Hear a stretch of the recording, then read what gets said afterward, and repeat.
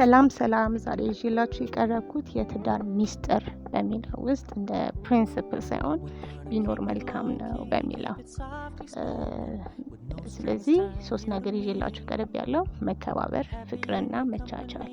ይሄ ትዳራችን ፍሬያማ እንዲሆን ወደፊት እንዲዘልቅ መፋታትን እንዲቀንስ ብለን በማሰብ ይዘንላችሁ ቀርበናል። አብራችሁ ሁኑ። መከባበር ሲባል 3 ነገር እናያለን። ራስን ማክበር፣ የትዳር አጋርን ማክበር፣ ቤትን ማክበርን ነው። መከባበር ውስጥ ራስን ማክበር ስንል ራስን ሳያሳንሱ ፍቅርን መስጠት፣ ራስን መጠበቅ በጽዳት እንዲሁም በእውቀትም ራስን ማጎልበት በማንበብ እንዲሁም ደግሞ ከእኛ የሚጠበቀውን ነገር ማሟላት ተገቢ ይሆናል ማለት ነው። የትዳር አጋር ስንል ደግሞ የኔ ይሁን የኔ ይበልጣል ሳይታይበት ማንነቱን ፍቅሩን አክብሮ በተግባር መኖርን ነው የሚያመለክተው። 3ኛ ቤትን ማክበር ስንል ለቤት ቅድሚያ መስጠት፣ ሁለቱም የትዳር አጋሮች አንዱን ቤት እንዲወድ የሚያደርግ ስራን የማስናፈቅ ስራን መስራት ተገቢ ይሆናል ማለት ነው። እንዲሁም ደግሞ ለራሳቸው ቤት ውሳኔ የውጪ ሰው አለመጋበዝ ተገቢ ይሆናል ማለት ነው።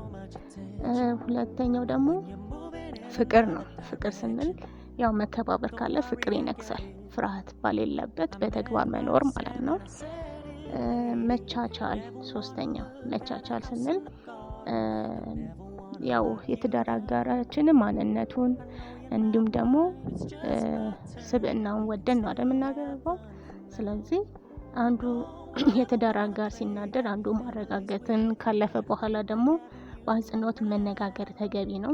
ችግሩ ሲኖሩ ደግሞ የውስጥ ሰላምን በመጠበቅ አንዳንዴ ጊዜ የሚፈታቸው ጉዳዮች ስላሉ ነገሮችን በዝግታ ማለፍ መልካም ይሆናል ማለት ነው።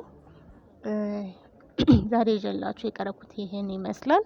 ይጠቅማል ካላችሁ ላይክ፣ ሼር በማድረግ እንዲሁም ደግሞ እኔን ለማበረታታት ሰብስክራይብ በማድረግ አብሮነታችሁን ግለጹልኝ። አመሰግናለሁ።